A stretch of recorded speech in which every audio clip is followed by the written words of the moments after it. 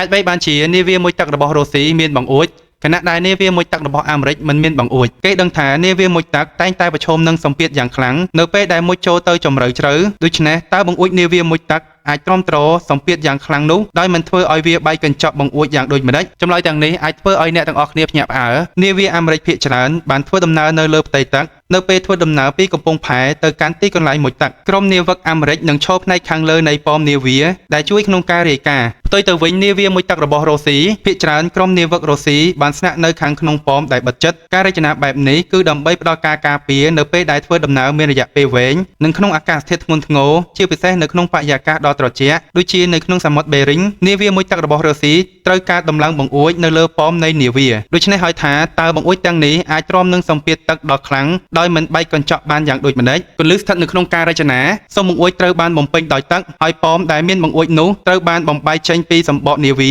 ការរចនាបែបនេះជួយឲ្យសម្ពាធនៅខាងក្នុងនិងខាងក្រៅបង្អួចសមតុល្យនឹងគ្នាបង្កើតកញ្ចក់មិនឲ្យបែកដោយសារតែភាពខុសគ្នានៃសម្ពាធចំណែកឯហេតុផលដែលនាវាមុជទឹករបស់រុស្ស៊ីត្រូវការបង្អួចវិញវាត្រូវបានគិតគូរយ៉ាងយកចិត្តទុកដាក់ទៅលើអាកាសធាតុត្រជាក់ដែលនាវាមុជទឹករបស់រុស្ស៊ីតែងតែធ្វើការនៅតំបន់តកនៅពេលធ្វើដំណើរនៅលើផ្ទៃទឹកពីកំពង់ផែទៅកាន់ទីកន្លែងមុជទឹកក្រុមនាវិករបស់រុស្ស៊ីឈរនៅលើប៉មត្រូវបានអនុវត្តភារកិច្ចសំខាន់ៗដូចជាការរាយការណ៍ហើយអាកាសធាតុត្រជាក់អាចធ្វើឲ្យសីតុណ្ហភាពធ្លាក់ទាបដល់ដក25អង្សាសេបង្អួចអាចផ្ដល់ការការពារពីខ្យល់ត្រជាក់ខ្លាំងបង្ការការកកស្បែកនិងធានាថាក្រុមនាវិកអាចធ្វើការបានយ៉ាងមានប្រសិទ្ធភាពនិងសុវត្ថិភាព